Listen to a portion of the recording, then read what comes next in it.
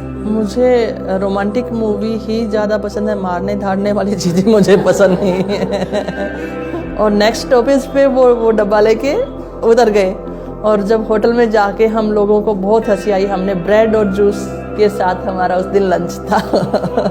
मुझे याद है कि जब मैं ग्राउंड पे होती और जब सीनियर एथलीट को देखती, उनकी जर्सी पे इंडिया लिखा हुआ देखती, तो मेरा भी मन करता था कि मैं ऐसे इंडिया लिखा हुआ पहनूं। और ये चीज़ें, हार्ड वर्किंग, पेशेंस, ये सारी चीज़ें स्पोर्ट्स ने हमें बहुत स्ट्रॉन्ग बनाया। शायद सामान्य कोई व्यक्ति होता तो इससे नहीं निकल पाता।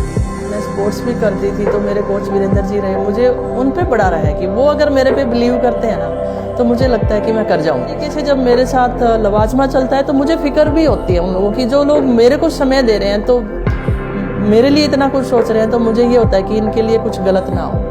राजनीति में अगर आप अपनी फैमिली के साथ एंजॉय कर रहे हो तो नहीं, वो आपका राइट नहीं। कौन कहता है आसमान में सुराख नहीं हो सकता? कौन कहता है आसमान में सुराख नहीं हो सकता? एक पत्थर तो तबीयत से उछालो मेरे दोस्तों, ये कहावत, ये पंक्तियां हमारे आज की मेहमान पे बिल्कुल सटीक बैठती हैं। हमारे मेहमान जो हैं आज के, वो किसी परिचय का मोहताज नहीं है। इनके बारे में मैं आपको बता दूं, सबसे पहले इन्होंने खेलों में अपना परचम लहराया। 2006 एशियन गेम्स में इन्होंने ब्रॉन्ज मेडल अपने नाम किया। उसके बाद 2008 में इन्होंने ओलंपिक्स में पार्टिसिपेट किया। उसके बाद 2010 में ग्वांगझोउ में हुए एशियन गेम्स में इन्होंने फिर से ब्रॉन्ज मेडल हासिल किया, और 2010 में ही दिल्ली ओलंपिक्स गेम्स में इन्होंने गोल्ड मेडल भारत को जिताया। तो दोस्तों, खेलों में तो इनकी एक लंबी फहरिस्त है जीत की। और जैसा अभी कुछ पंक्तियां मैंने आपको सुनाई थी, वो पत्थर को लेकर थी, तो वो जो खेल जिन्होंने इसमें भारत का नाम रोशन किया, वो भी आपको बता दें, डिस्क थ्रो। ये गेम है जिसमें उन्होंने भारत का नाम जो है दुनिया भर में रोशन किया। उसके अलावा खेलों के साथ साथ ये इंडियन रेलवेज का भी एक हिस्सा रही। इंडियन रेलवेज में भी इन्होंने नौकरी करी, और उसके बाद इंडियन रेलवेज इन्होंने छोड़ दी 2013 में, और उसके बाद ये हमारी राजनीति में शामिल हुई। तो भारतीय राजनीति का भी ये एक हिस्सा है। इन्होंने कांग्रेस 2013 में ज्वाइन की, और इस वक्त आपको बता दें, ये शादुलपुर शहर की जो है वो एमएलए है। जी हाँ, हम बात कर रहे हैं हमारे आज के मेहमान कृष्ण पूनिया की। तो कृष्ण पूनिया जी, आपका बहुत बहुत स्वागत है हमारे आज के शो में। Thank you. Punjab Kesari group का मैं बहुत बहुत आभार व्यक्त करती हूँ कि आज आपने मुझे इनवाइट किया है। और बचपन से पंजाब केसरी को, खास करके मैं हरियाणा से हूँ, तो वहाँ मैं पढ़ती भी आई हूँ, तो मैं आभार व्यक्त करती हूँ। तो मैम, मेरा पहला सवाल आपसे है, आपने शुरुआत करी, आप हरियाणा में जन्म लिया, आपने 1977 में आपका बर्थ है। उसके बाद आप स्पोर्ट्स में आपने पूरे भारत का नाम रोशन किया हर जगह पे। दिल्ली कॉमनवेल्थ गेम्स की अगर हम बात करें, दोहा की बात करें, 2010 ग्वांगझोउ की बात करें, तो आपने पूरी दुनिया में भारत का नाम जो है वो रोशन किया है। उसके अलावा आप रेलवेज में भी नौकरी करी आपने, फिर अब पॉलिटिक्स में भी। तो इतना सब, इतनी लंबी पारी आप खेल चुके हैं, अब आगे क्या प्लान है आपके? क्या है कि स्पोर्ट्स वाली जो लाइफ है वो ज़्यादा लंबी नहीं चल सकती थी। 16-17 वर्ष तक लगातार हम खेले, तो उसके बाद क्या करना चाहिए। तो एक तो यही था कि हम स्पोर्ट्स से जुड़े रहें। तो उसी बीच जब मेरा रिटायरमेंट का टाइम था, तो मुझे राजनीति में आने का मौका मिला। तो ये एक बहुत अच्छा प्लेटफॉर्म मुझे मिला, जिसके माध्यम से मैं स्पोर्ट्स से भी जुड़ सकती हूँ, और साथ साथ बहुत सारी ऐसी फील्ड हैं जिसके लिए हम काम कर सकते हैं। तो मैंने इसे चुना, और अभी ये सफ़र जारी है, आगे का पता नहीं क्या हो। अच्छा मैम, मेरा सवाल है आपसे कि आप पहले स्पोर्ट्स में थे, अब पॉलिटिशियन है, ज़्यादा किस चीज़ में आपको अच्छा लगता था, सुकून जो होता है? हाँ, दोनों डिफरेंट फील्ड हैं, जिसमें मैं कहना चाहूँगी कि उसकी मैं दोनों का मैं कल्पना नहीं कर सकती कि दोनों एक जैसे कभी हो सकते हैं। स्पोर्ट्स तो जुनून था, और यहाँ पर एक सेवा भाव है, तो अपने दोनों में अलग अलग तरीके की संतुष्टि है।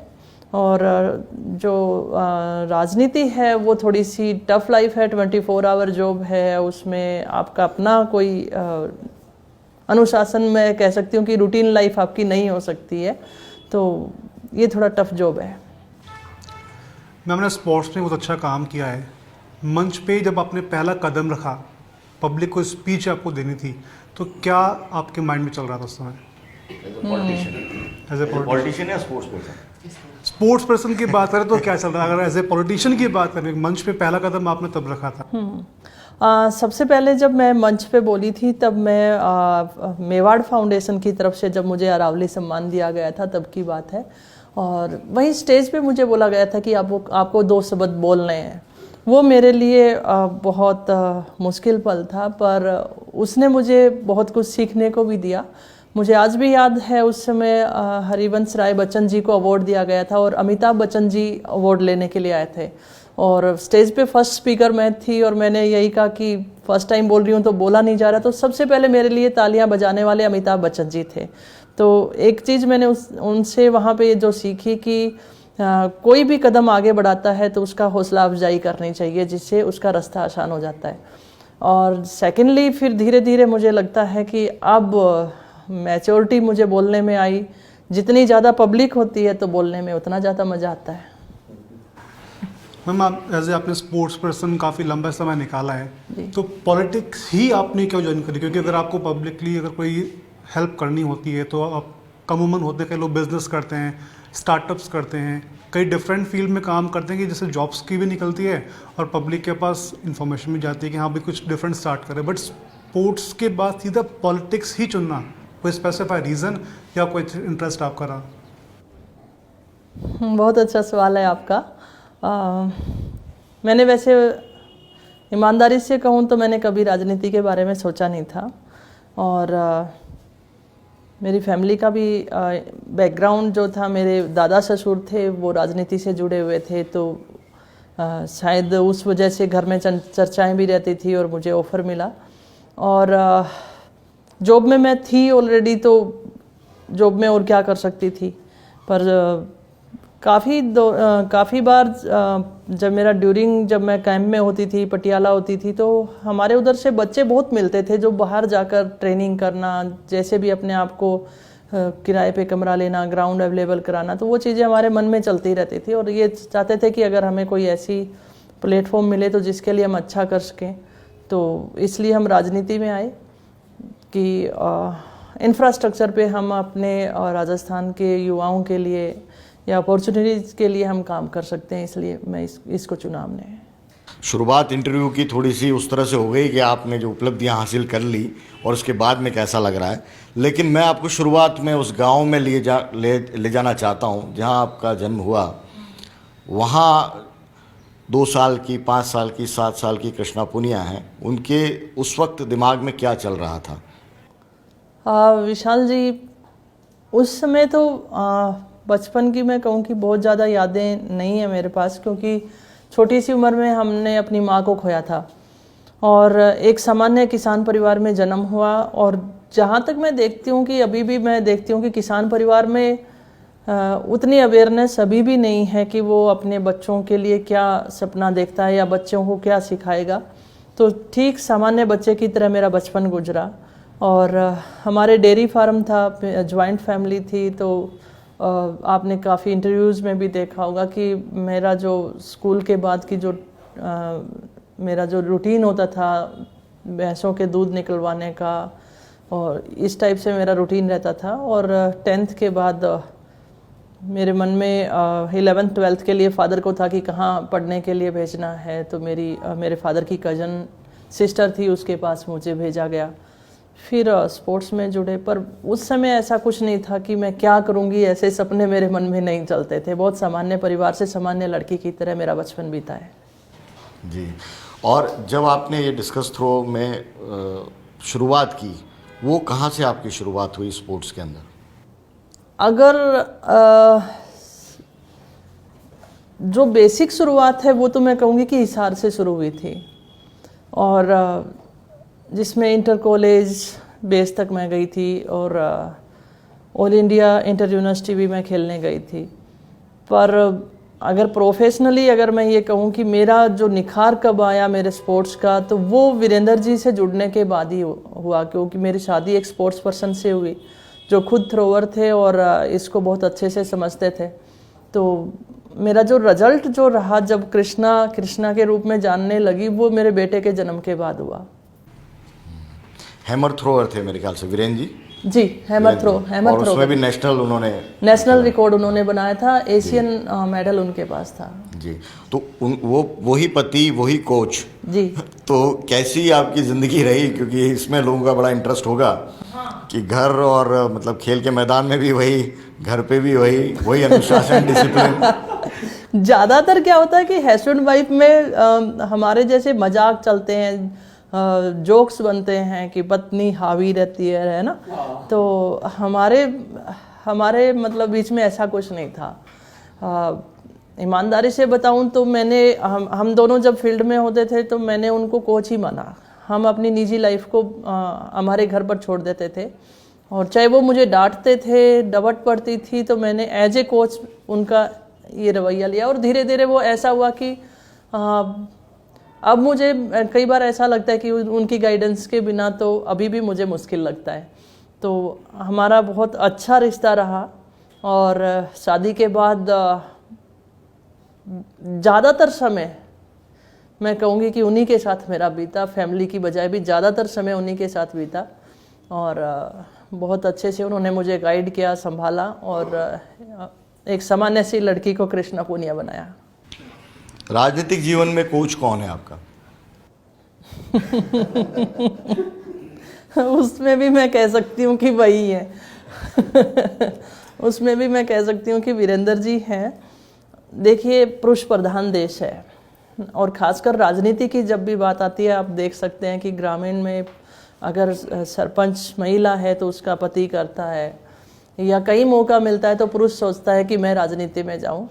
तो इसमें भी जब मौका मिला तो उन्होंने मेरे को ही आगे किया, तो मैं कहूँगी कि वही है जी।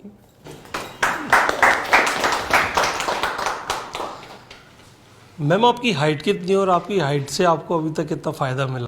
हाइट से हाइट मेरी 6 फीट है, और जिससे मुझे फ़ायदा मिला, फ़ायदा देखो स्पोर्ट्स में भी मिला। एक अलग सी लंबी लड़की दिखेगी तो पहचान भी एकदम जल्दी सी बन जाएगी। कहीं ग्रुप फोटोग्राफ्स हो रही है तो पीछे खड़ा होने का भी मेरे को ही पीछे वाली लाइन मिलती है, और अगर ड्रेसेस बनवानी है तो एक्स्ट्रा कपड़ा भी मुझे ही लगाना पड़ता है। और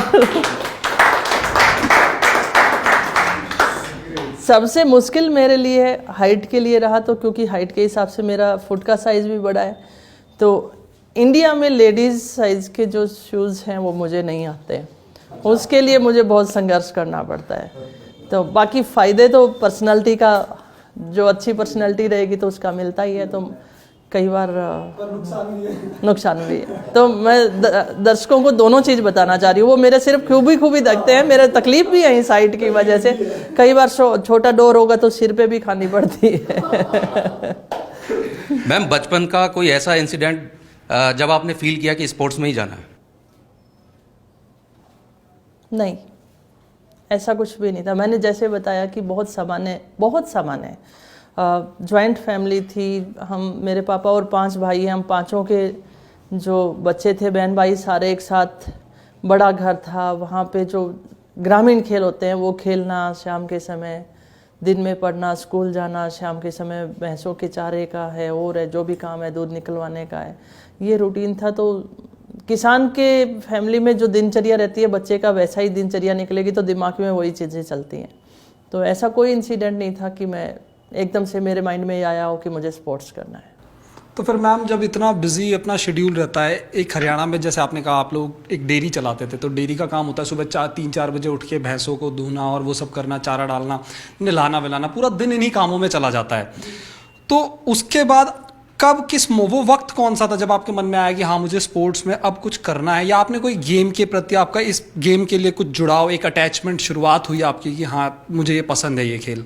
जैसा मैंने बताया, मेरे फादर की कज़न लोहारू में लेक्चरर थी और उनके पास मुझे भेजा गया। वो स्पोर्ट्स भी करती थी, तो वो उस समय वो स्पोर्ट्स ना करके जैसे फिटनेस के लिए मॉर्निंग पे जाती थी तो साथ मुझे भी लेके जाती थी।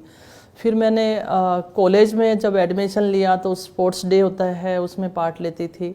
और साथ साथ जैसे डिस्कस थ्रो भी करती, शॉर्ट पुट भी करती, ये सारी चीज़ें करती। और सहयोग से जब मैं स्टडी कर रही थी उसी दौरान, क्योंकि आपको मालूम है कि गांव में लड़की जैसे ही एज होने लग जाती है तो रिश्ता आ जाता है। तो मेरा भी जैसे कॉलेज में आने के बाद जैसे रिश्ता आया, तो सहयोग से वीरेंद्र जी जो हैं स्पोर्ट्स पर्सन थे, तो मैं कॉलेज लेवल तक स्पोर्ट्स करती थी और मुझे इंटरेस्ट भी आने लगा था उस पर। तो वीरेंद्र जी से जब मेरी मुलाकात हुई तो उन्होंने ये भी कहा कि आप आगे स्पोर्ट्स करना चाहती हैं, तो मैंने हामी भर दी।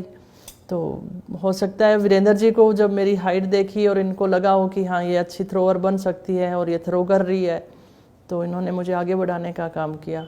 तो इस तरीके से स्पोर्ट्स की जर्नी स्टार्ट हुई थी।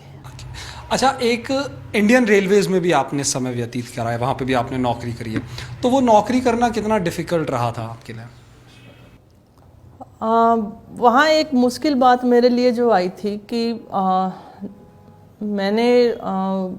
मुझे स्पोर्ट्स में आए अभी कुछ ही समय बीता था कि मुझे स्पोर्ट्स इंजरी आई।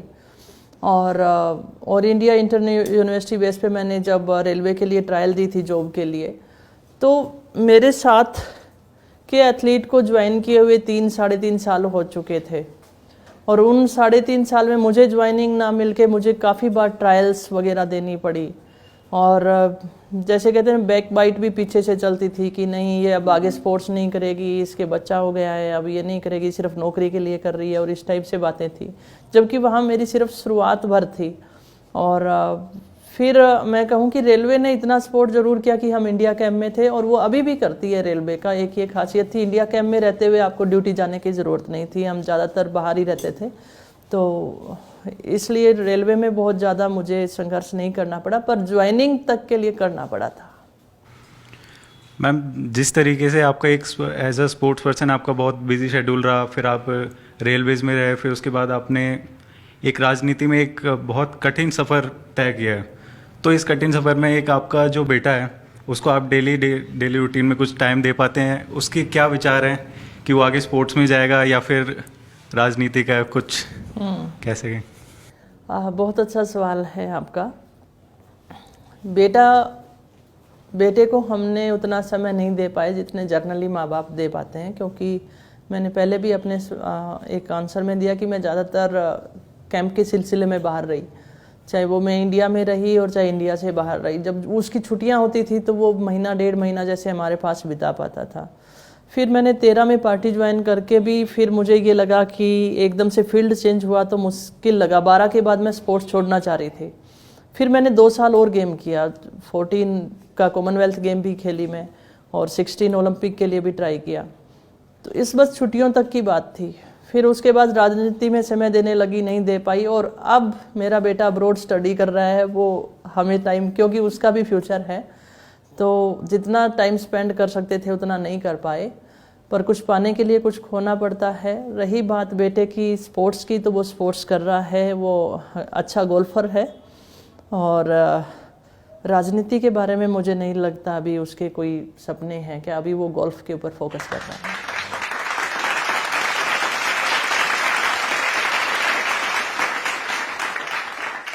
मैम, आपकी जैसे कि आपने बताया कि आप एक स्पोर्ट्समैन रहे हैं, लेकिन आपने मतलब जब आप खेलते थे तो आपकी एक डाइट होती होगी, तो वो क्या साधारण डाइट ही थी या फिर काजू बादाम वाली डाइट थी? वो हमारे इंडिया में एक माइंडसेट है और वो ज़्यादातर पहलवानों से आया है, जैसे बादाम भिगो के पीस के खाना, और वो मतलब जो ट्रेडिशनल हमारा जो होता था। पर हमारे एथलेटिक में वो चीज़ें नहीं थी। हमारे जैसे मीठे से अवॉइड, ज़्यादा कार्बोहाइड्रेट्स भी ना हो, ज़्यादातर उबला हुआ खाना, क्योंकि बॉडी वेट भी मेंटेन रखना है। तो स्ट्रिक्ट तो था, मतलब वो है कि आपके ऊपर भी है कि अगर आप उसे फॉलो करेंगे तो आपका फ़ायदा है, नहीं करेंगे तो आप एक नॉर्मल एथलीट बन के रह जाएंगे। तो प्रोटीन युक्त जो डाइट थी उस पर काफ़ी हम लोग फोकस करते थे। मैम, हमने जैसे मूवी देखी, दंगल में मूवी देखी है, बच्चे जब छोटे उसमें होते हैं दोनों स्पोर्ट्स पर्सन, तो फादर डंडा लेके पीछे भागते हैं। क्या ऐसा कुछ हुआ कि आपकी शादी के बाद आपको सुबह स्पोर्ट्स में जल्दी जगना हो और सर ने, आप जग नहीं रहे हो तो सर ने बोला कि उठो नहीं, डंडा लेके आता हूँ मैं भी? ये जो सुबह जल्दी उठने वाली आदत है ना, वो मेरी दादी जी ने मुझे पहले ही कर दी थी, जब मैं 10th क्लास 9th क्लास में थी तभी। क्योंकि सर्दियों में भी जैसे मेरे फादर दूध की सप्लाई करने के लिए शहर में जाते थे, तो सुबह मुझे जल्दी उठा दिया करती थी 4 बजे की, तो 1-2 भैंस का भी दूध निकलवाएगी तो फिर वो मदद हो जाएगी। वो धीरे धीरे करते मैं 7-8 भैंसों तक का दूध निकालने लगी। तो सुबह की रूटीन जो सुबह जल्दी उठने का है तो वो हो गया था। पर जो कोच की आपने बात बताई, मैं एक वाकया ज़रूर बताऊंगी कि कई बार मैं जयपुर होती तो मैं अपनी मदर इन लॉ को बोल के सोती थी कि आज संडे है, ट्रेनिंग नहीं जाना, तो मैं लेट तक सोऊंगी। पर वो आदत ही ऐसी बनी होती थी कि किसी भी टाइम सो जाओ पर मेरी जाग उसी समय खुलती है। तो ये मुझे मलाल रहा कि बहुत सारे लोग काफ़ी लेट तक सोते हैं, मैं नहीं सो पाती हूँ। अगर हम बात करें समाज की बात करें, समाज में आपके लड़कियों को निकालने का मनाही जिस तरह से थे, तो क्या जिस समय आप स्पोर्ट में आने की कोशिश की तो क्या आपके भी फैमिली के लोग ऐसा कोई आपके साथ किए कि नहीं स्पोर्ट में लड़कियां नहीं जाना चाहिए, या ऐसा कोई आपके साथ हुआ हो? हाँ, मेरे गांव हरियाणा में तो मुझे ये चीज़ें नहीं हुई, ससुराल में भी नहीं हुई। लेकिन क्योंकि ये खुद स्पोर्ट्स फैमिली थी पहले से। पर जब मैं शादी करके आई थी तो मेरी ससुराल में पहली बहू थी जो बिना घूंघट के आई थी। मेरे फादर इन लॉ और ग्रैंडफादर इन लॉ ने मना कर दिया था कि घूंघट नहीं करना है। तो उस समय काफ़ी मुश्किलात आई थी कि गांव की महिलाएं या पुरुषों के लिए, एक हाइट मेरी ज़्यादा, गली से निकलती तो हर कोई मेरे को देखता कि बिना घूंघट के है। लेडीज़ होती थी वो घूंघट खींचती थी। पर धीरे धीरे जब स्पोर्ट्स में मेरी अचीवमेंट रही तो आज वही गांव है कि वहाँ की काफ़ी लड़कियां स्पोर्ट्स कर रही हैं। और अकेला गागड़वास गांव की नहीं कहूँगी कि हमारे चूरू ज़िले के अंदर या हनुमानगढ़, वो जो क्षेत्र आप देखेंगे उस साइड काफ़ी लड़कियां अब स्पोर्ट्स करने लगी। तो कोई अलग रास्ते पे कोई चलता है तो थोड़ी डिफ़िकल्टी तो आती है, पर फैमिली स्पोर्ट काफ़ी अच्छा रहा तो उन मुश्किलों को भी हम बहुत ईजीली हैंडल कर गए थे। देश में स्पोर्ट्स की जब बात होती है तो स्पोर्ट्स के अंदर पॉलिटिक्स, ये एक बड़ा कॉमन टॉपिक होता है जिस पे बात होती है।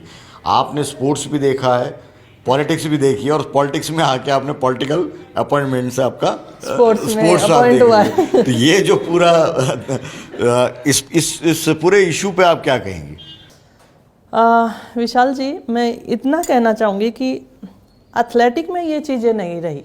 मैं एथलेटिक गेम से आती हूँ। बाकी अदर गेम में काफ़ी बार सुनने को मिला, टेक्निकल कोई गेम है जैसे रेसलिंग है, या हो सकता है मे बी कभी बॉक्सिंग में भी हुआ, और रेसलिंग में सबसे ज़्यादा रहा, या कोई टीम गेम हॉकी वगैरह की हम कह सकते हैं। पर एथलेटिक में ये चीज़ें नहीं रही।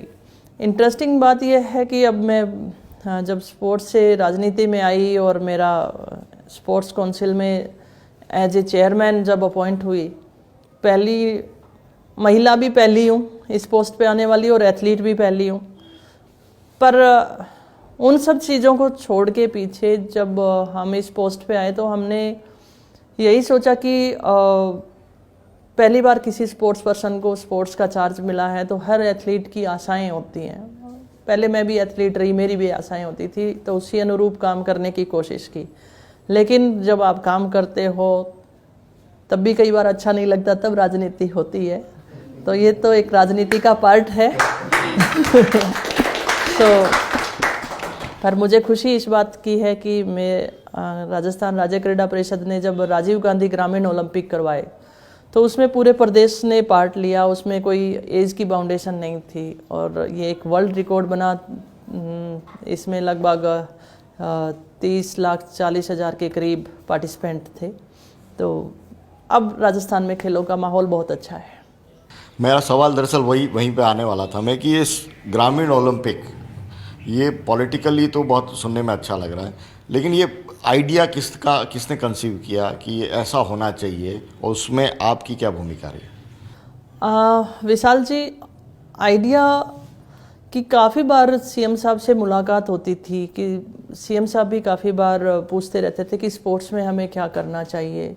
और हम जिस तरीके से भी माननीय मुख्यमंत्री महोदय से कोई मांगे की तो वो लगभग सभी मांगे हमारी मानी गई।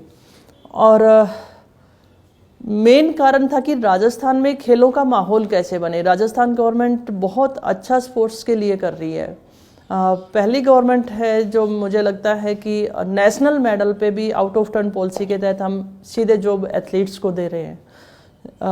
उसके अलावा भी बहुत सारे हैं, जैसे हम राजस्थान में 25 बीघा ज़मीन है, जब इंटरनेशनल हमारे एशियन या कॉमनवेल्थ में मेडल जीत के आते हैं। जयपुर में प्लॉट है और उसमें 1 करोड़ तक की गोल्ड मेडल वाले को राशि दी जाती है। पैरा ओलंपिक में 3 करोड़ गोल्ड मेडल को दिया जाता है, 2 करोड़ सिल्वर को। ऐसे काफ़ी बहुत कुछ हम लोग दे रहे थे, लेकिन ये सब कुछ देने के बावजूद भी स्पोर्ट्स का इंटरेस्ट लोगों का उतना नहीं था। तो वो कैसे हो, तो इसमें काफ़ी बार चर्चाएं रही। सीएम साहब का इसमें बहुत बड़ा योगदान रहा। उन्होंने भी कहा और परस्यू हमने इसे किया। लोगों ने काफ़ी सराहना की, सब लोग, जिसमें से विभाग भी अच्छे से जुड़े, जिसमें मैं कहूँ कि राजस्व विभाग भी था और पंचायती राज भी था। इसमें हमारी जो लोकल बॉडीज़ थी, जो हमारी प्रशासनिक, वो सब जुड़े। शिक्षा विभाग भी जुड़ा इसके अंदर। पर आइडिया माननीय मुख्यमंत्री जी का भी था। मैं ये कहना चाहूँगी उनका था कि सब लोग पार्टिसिपेट करें और उसमें कोई बाउंडेशन नहीं होने चाहिए, ये उनका आइडिया था और उसको हम इम्प्लीमेंट किया। तो आज हर कोई एथलीट अपने बच्चे को एथलीट बनाना चाह रहा है। ये जो ग्रामीण ओलंपिक हुए, तो जो आलोचक है उन्होंने ये भी कहा और अभी भी ये कहते हैं कि ये ठीक है, पॉलिटिकल एक आपने कर दिया, इसका बेनिफिट क्या मिलेगा? जो खिलाड़ी निकल कर आए हैं उनका भविष्य क्या है?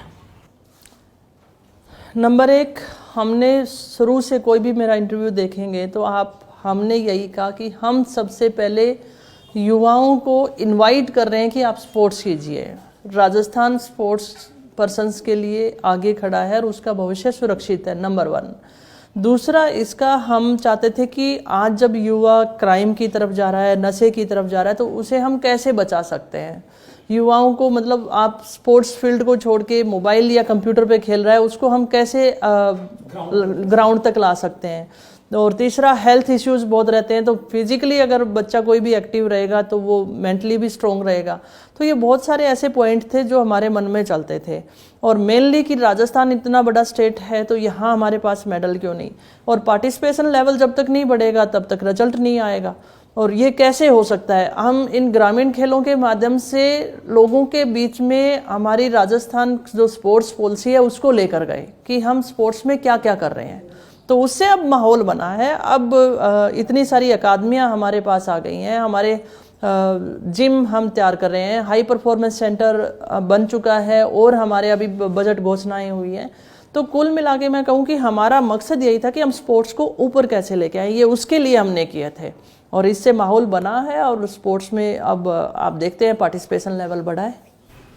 मैम, आप इंटरनेशनल प्लेयर हैं, तो इंटरनेशनल लेवल प्लेयर हैं आप, तो आपका एक्सपीरियंस कैसा था? बाहर फॉरेन कंट्री आप गए भारत छोड़ के, तो वहाँ का एक्सपीरियंस, वहाँ की लैंग्वेजेस, कभी इनसे प्रॉब्लम हुई? उसको लैंग्वेज को लेके या वैसे तो कोई प्रॉब्लम नहीं हुई, पर मैं आपको एक वाकया बताना चाहूँगी कि 2008 में हम फर्स्ट टाइम यूएसए गए थे ट्रेनिंग के लिए। और जब हमारे पास मित्तल, जो लक्ष्मी निवास मित्तल जी हैं, उन्होंने हमें थोड़ा स्पॉन्सर किया, कुछ घर से हमने खर्चा लगाया, तो हम अपने ही डिसीजन पे हम लोग गए थे।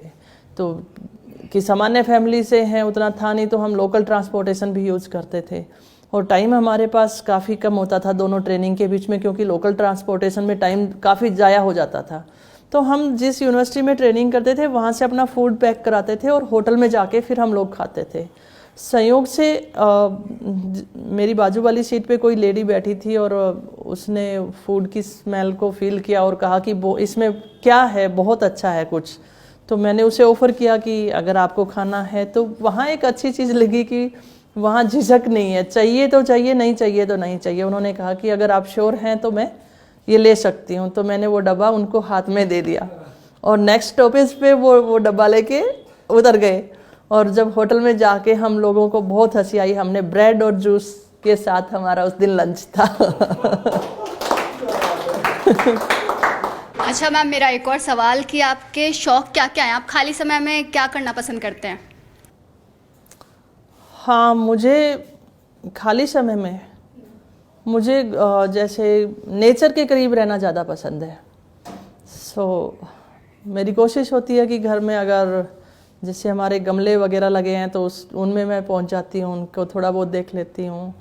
फ्री टाइम बहुत कम मिल पाता है तो ऐसे में ज़्यादातर घर में होती तो वहीं टाइम स्पेंड करती हूँ, और या फिर आर्ट से जुड़ी हुई चीज़ें देखना, तो वो चीज़ें मुझे पसंद है।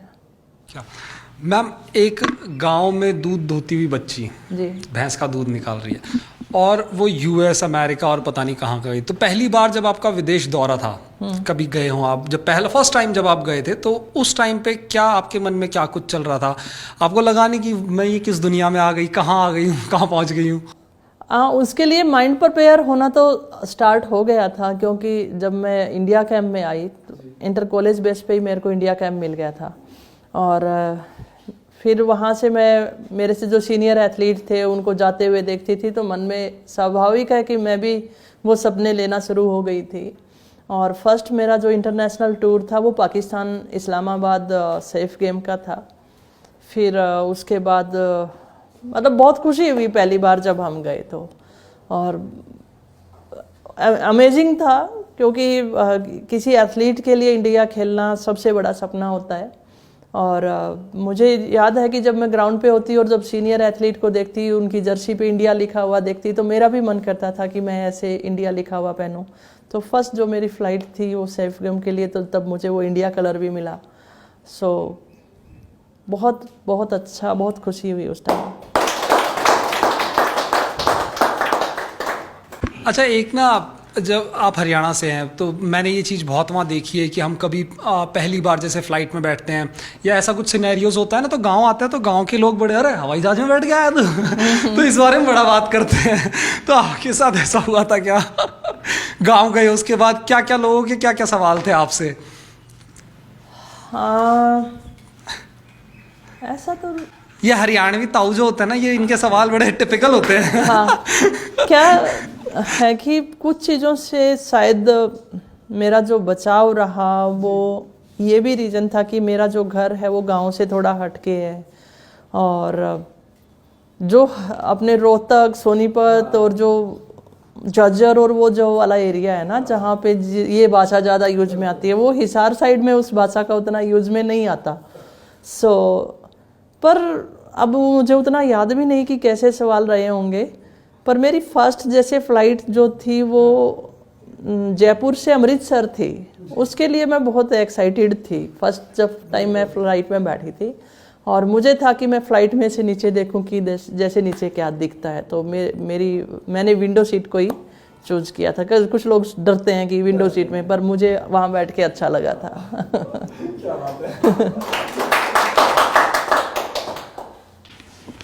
अमूमन एक होता है, खिलाड़ी से उम्मीदें होती हैं लोगों को, और स्पोर्ट्स से जब रिटायरमेंट ले लेता है तो उम्मीदें एक तरह से ख़त्म हो जाती हैं।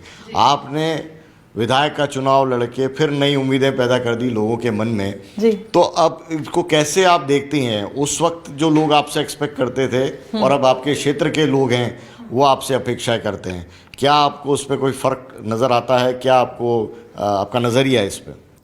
विशाल जी, मैं जब 2018 का इलेक्शन लड़ रही थी ना, तो मैं बहुत सारी बातें पब्लिकली बोलती थी कि मैं ये करना चाहती हूँ, कॉलेज लेकर आना चाहती हूँ, घर घर पानी लेकर आना चाहते हैं, खेलों के लिए काम करना चाहती हूँ।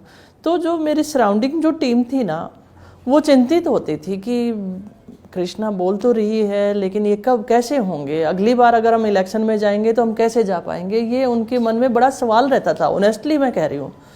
और मुझे भी नहीं पता था कि ये, क्योंकि मेरे लिए तो नया था सब कुछ, ये जिस आसानी से मैं बोल रही हूँ उतना आसानी से हो सकता है क्या। पर मैं कहूँ कि पता नहीं उस समय मेरी जुबान पे सरस्वती जी विराजमान थी क्या, हमने जितने काम मैंने पब्लिकली बोले थे ना, वो सारे काम आज धरातल पर उतर रहे हैं। हम उनको ग्राउंड पे ले आए हैं। और अब मैं उन चीज़ों को जो महसूस कर रही हूँ, जैसा आपने कहा कि अब काफ़ी बार जैसे मैं गांव में होती हूँ तो हर आदमी को ये लगता है कि जितना जल्दी वो काम करवा लें, फिर पता नहीं क्या हो जाएगा। मतलब इतना बर्डन मेरे पे आया है कि बहुत ज़्यादा डिमांड्स लोगों की मेरे पास आई हैं। सड़कें बनी हैं तो यहाँ बन गई, हमारी 1 किलोमीटर की है, बस आधा किलोमीटर रहेगी, या मेरे पानी की पाइपलाइन पहुँच जानी चाहिए, या फिर मेरे घर के आगे से जो है कच्चा रास्ता है उसे पक्का करा दो, स्कूल क्रमोन्नत करा दो। ऐसी इतनी डिमांड्स मतलब लोगों की लगातार, कई बार मैं उनका उतावलापन देखती हूँ तो मुझे ये लगता है कि ऐसा लगता है कि फिर पता नहीं कृष्णा कहाँ चली जाएगी।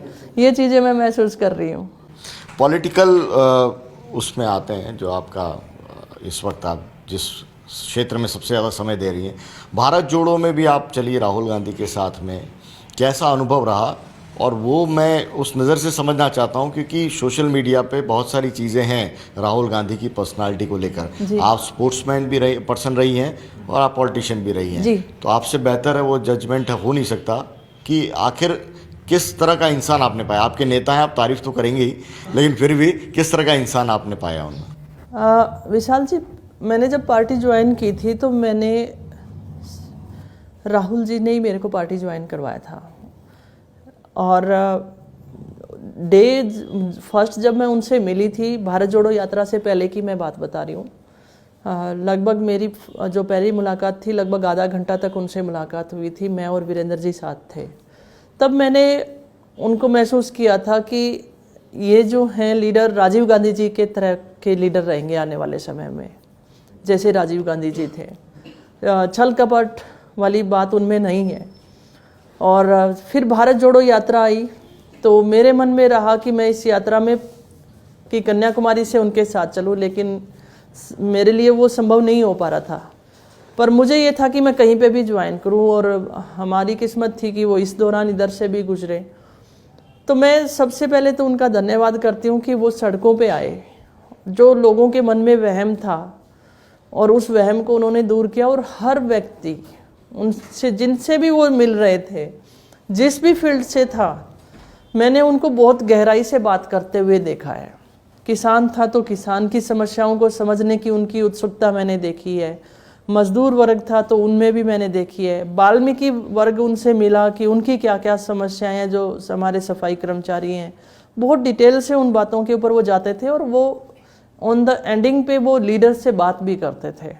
और ये उनकी बहुत सक्सेस यात्रा रही। और हमें भी, जो लोगों में या हमारे लीडर्स में भी हो सकता है जो नहीं मिल पाए थे, उन लोगों के मन में वहम होगा कि, पर उनकी जो सच्चाई थी, सच्ची बातें बोलना, वो लोगों के बीच में एक तरीके से, जैसे सोशल मीडिया पे भी आपने देखा होगा कि उनको पप्पू साबित करने की कोशिश की गई थी, लेकिन वास्तविकता में वो ऐसा नहीं है। वो लीडर मन से सोच रहा है, दिल से वो इंडिया के लिए काम करना चाह रहा है। उसे तकलीफ होती है कि इतनी महंगाई क्यों है, इतनी बेरोजगारी क्यों है, इतना भ्रष्टाचार क्यों है। वो दिल से बोलता है। पर मुझे लगता है कि भारत की जनता जरूर इसे सोचेगी, समझेगी और समझने का काम करेगी। एक ऑनेस्टली बहुत अच्छा लीडर है और हमें भी उन्हें करीबी से जानने का मौका मिला। पॉलिटिक्स में आपका सबसे टफ अभी तक का मौका कौन सा ऐसा बना है जब आपको लगा कि नहीं, ये राजनीति कहाँ हम आ गए? कई तरह के आरोप भी लगे, कई तरह की चीज़ें हुई, सम्मान की बात हुई। आपको कभी लगा कि पॉलिटिक्स है वो शायद इस काम के लिए तो आप आए नहीं थे? देखिए, मैं ये ज़रूर कहना चाहूँगी, जब आपने कहा कि जैसे कुछ आरोप भी लगे, तब तकलीफ़ तो ये होती है कि जब आपके आसपास के लोग भी आपको नहीं समझते हैं कि आप कैसे हो। और डर इसलिए नहीं लगा क्योंकि मुझे लगता था कि मैं गलत नहीं हूँ। डे फर्स्ट से मैंने इस चीज़ को फील किया कि मैं गलत नहीं हूँ तो मेरे साथ गलत नहीं हो सकता। देर लग सकती है लेकिन गलत नहीं होगा, ये तो मुझे डे फर्स्ट से विश्वास है। लेकिन जब आपके नज़दीक वाले लोग भी जो आपसे बहुत क्लोज हैं वो नहीं समझ पाते हैं, तब ये होता है कि ये ठीक नहीं है। और साथ में मैं ये कहना चाहूँगी कि राजनीति में कुछ चीज़ें ऐसी होती हैं कि हम जिस तरीके से सोचते हैं वैसा होता नहीं है। जो मतलब लोग सोचते हैं वैसा होता नहीं है। दिखाया कुछ जाता है, करा कुछ जाता है। लेकिन कुछ चीज़ें समय के ऊपर भी छोड़ देनी चाहिए। समय फिर आता है तो वो जवाब दे देता है कि ये क्या है। और कुछ लोग मौकापरस्त भी होते हैं, सिर्फ इन चीज़ों की आड़ में कुछ काम लेना चाहते हैं। लेकिन धैर्य और अगर सच्चाई और धैर्य है तो निश्चित तौर पर आप उन चीज़ों पे निकल सकते हो। और ये चीज़ें हार्ड वर्किंग, पेशेंस, ये सारी चीज़ें स्पोर्ट्स ने हमें बहुत स्ट्रॉन्ग बनाया। शायद सामान्य कोई व्यक्ति होता तो इससे नहीं निकल पाता। स्पोर्ट्स के अंदर ये होता है कि आप ठीक है आपने परफॉर्म कर दिया, जी मेडल देश के नाम जीत लिया, स्वागत सत्कार हो गया, अब थोड़ा सा रिलैक्स कर लिया, रिलैक्स कर लिया, एंजॉय कर लिया एंजॉय कर लिया। तो लेकिन राजनीति में होता नहीं है, राजनीति में हर दिन नया है, आपकी पर्सनल लाइफ भी कुछ भी नहीं है। स्पोर्ट्स पर्सन थे तो हम एंजॉय भी कर रहे हैं, सोशल मीडिया पर अपनी फोटो भी डाल रहे हैं तो लोग उसे लाइक करेंगे। राजनीति में अगर आप अपनी फैमिली के साथ एंजॉय कर रहे हो तो नहीं, वो आपका राइट नहीं है, ये चीज़ ठीक नहीं है। क्योंकि राजनीति में भी कोई पर्सन है तो वो भी तो एक आम इंसान है। अगर हमारी हिंदुस्तान की पब्लिक ये सोचे कि उसे आम आदमी की तरह ट्रीट करे, कि उसे भी आम जिंदगी जीने का हक है, तो वो दूरियां नहीं रहेंगी। क्योंकि दूरियां पब्लिक इसी वजह से कि अगर मैं मान लो मॉल में घूमना चाह रही हूँ तो फिर कमेंट्स आएंगे ऐश कर रहे हैं। अब जब मैं राजनीति में नहीं होती तब वहाँ जाती तब भी ऐश थी और अब भी ऐसा है। तो उन चीज़ों को राजनीति कोई भी है तो उसके साथ ही एक्सेप्ट करनी चाहिए। ये दिनचर्या है हर लोगों की, हर आदमी को ब्रेक भी चाहिए, राजनीति में भी चाहिए, जॉब में है तब भी चाहिए, फैमिली को भी टाइम चाहिए। और जब आदमी अपने आप को रिफ्रेश करने के लिए कोई भी मन मुताबिक कोई भी काम करता है, पर राजनीति में कि नहीं, वो चीज़ें नहीं होनी चाहिए, ये चीज़ें अच्छी नहीं है। शुरुआत में आपको ये जब इस तरह के कमेंट आते हैं, ट्रोलर्स पीछे लगते हैं, तो आमतौर पे जो पॉलिटिशियन होते हैं अनुभवी, वो उसको उस तरह से लेते हैं कि चलिए पब्लिसिटी हो रही है, चाहे नेगेटिव भी हो। आपने किस रूप में उसको लिया और क्या आपने गतिविधियां ऐसी रोक दी या पोस्ट करना बंद कर दिया?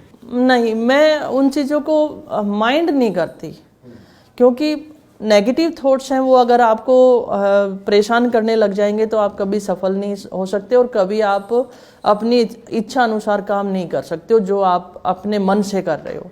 तो मैं उन चीज़ों को कोई बोदर नहीं करती हूँ।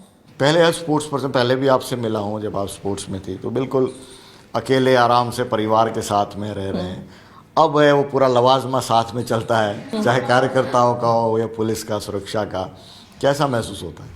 हाँ, इसमें विशाल जी एक इंटरेस्टिंग, और जैसे मैं काफ़ी बार पीसीसी में या कहीं मीटिंग हुई तो ये चीज़ें मैंने देखी कि जैसे मान लो हम काफ़ी लंबे समय से बैठे हैं, कुछ स्नैक्स हमारे पास बैठे हैं, तो वो हमारी स्पोर्ट्स पर्सन की शेयरिंग की आदत रही। तो जैसे बिस्किट्स आगे आए तो मैंने लिया, तो मैंने दूसरों को पहले दिया, फिर मैंने लिया। तो काफ़ी बार मेरे को जैसे पॉलिटिशियन ने कहा कि आप स्पोर्ट्स पर्सन हो तो ये आप में आदतें हैं, बाकी अदर लीडर्स में ये चीज़ें नहीं होती हैं। और इसी तरीके से जब मेरे साथ लवाजमा चलता है तो मुझे फिक्र भी होती है उन लोगों की, जो लोग मेरे को समय दे रहे हैं, तो मेरे लिए इतना कुछ सोच रहे हैं, तो मुझे ये होता है कि इनके लिए कुछ गलत ना हो, तो फिक्र तो रहती है। अच्छा मैम, ग्रामीण ओलंपिक्स तो आप संभाल ही रहे हैं, उसके अलावा अभी हमारे मुख्यमंत्री साहब जो हैं उन्होंने शहरी ओलंपिक्स की भी एक बात करी है, तो उसको लेकर क्या आपके प्लान्स हैं? उसको लेकर हम चाह रहे हैं कि ये दोनों गेम एक साथ हों और टीमें अलग अलग ही आएंगी इनकी, और इनका जो स्टेट लेवल पे है वो जॉइंट इवेंट हम करवाना चाह रहे हैं।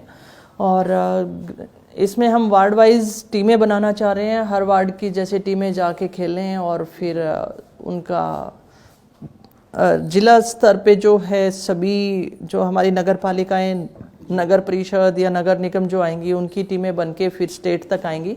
तो ये उनका रहेगा। और क्योंकि ये डिमांड एथलीट्स की काफ़ी आई, फिर शहरों से भी आई कि हम भी इसमें पार्ट लेना चाह रहे हैं, एक अच्छी बात है। तो उसको हम बहुत अच्छे से आयोजन करेंगे और उम्मीद करते हैं कि जुलाई अगस्त तक हम इन चीज़ों को लेकर आएँ।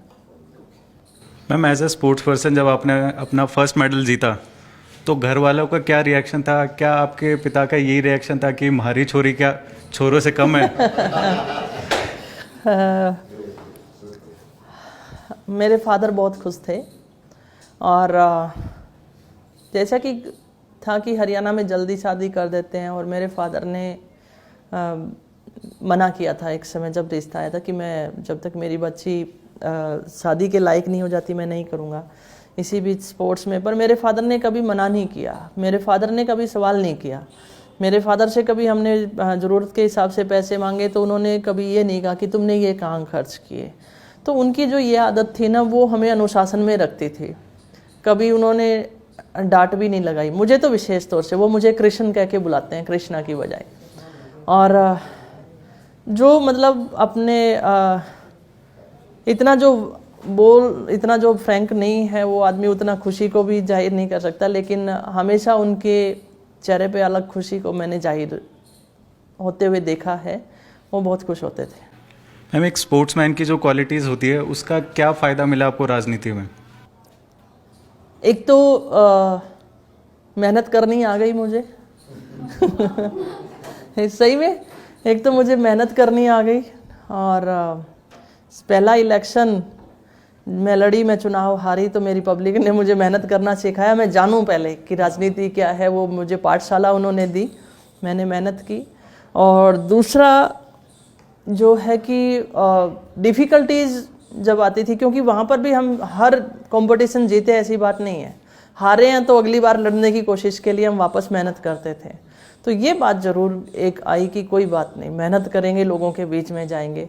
और कुछ डिफ़िकल्टीज आती हैं तो उसमें रहता है कि पेशेंस भी करना सीख गए।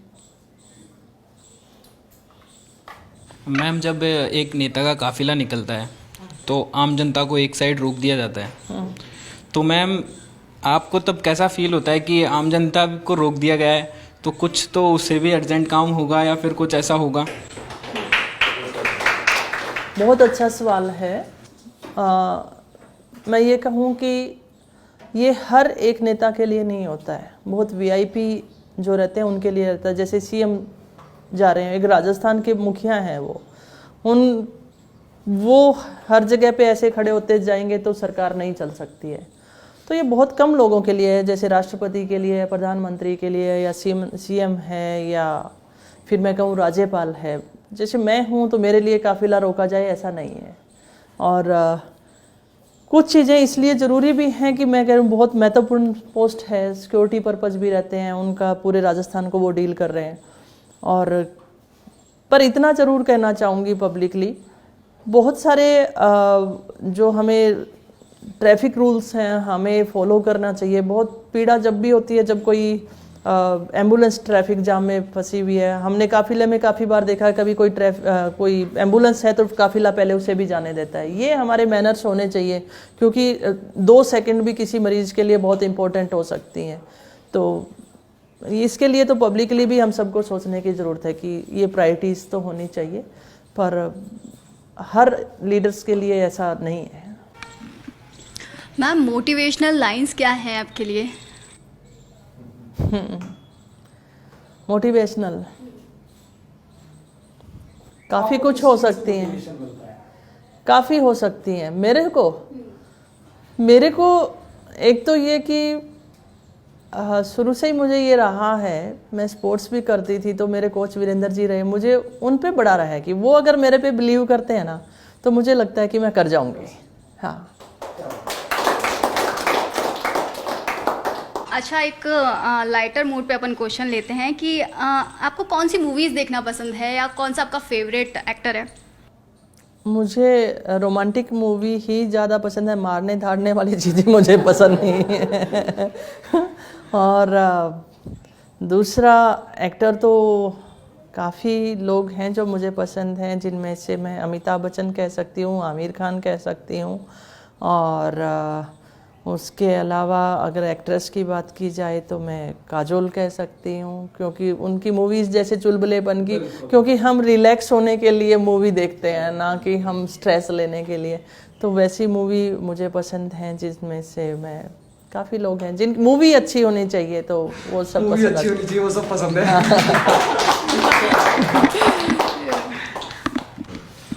अच्छा, आप फ्री टाइम में कभी गाने वाने भी सुनना पसंद करती हैं?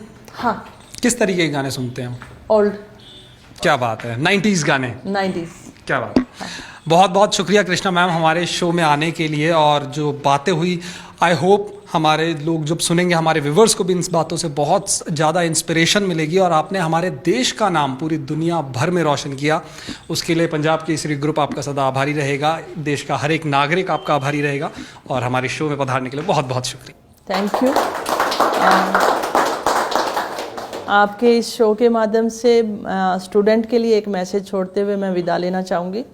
मैं कहना चाहूँगी कि एथलीट जब कोई भी गेम हारता है, कोई भी इवेंट हारता है, तो वो अगले ही पल फिर से मेहनत करता है कि मुझे जीतना है। पर मैंने काफ़ी बच्चों की जो स्टूडेंट्स हैं उनके सुसाइड्स के जो हमें न्यूज़ मिलती हैं तो वो बहुत तकलीफ़ वाली होती हैं। उनको ज़रूर कहना चाहूँगी कि ज़िंदगी बार बार नहीं मिलती है और ज़िंदगी बहुत सारे रास्ते देती है, अकेला एक ही नहीं है। तो आप कृपया करके इस तरीके का कोई कदम ना उठाएं जिससे आपके पेरेंट्स को बहुत मुश्किल होती है, उभर नहीं पाते हैं।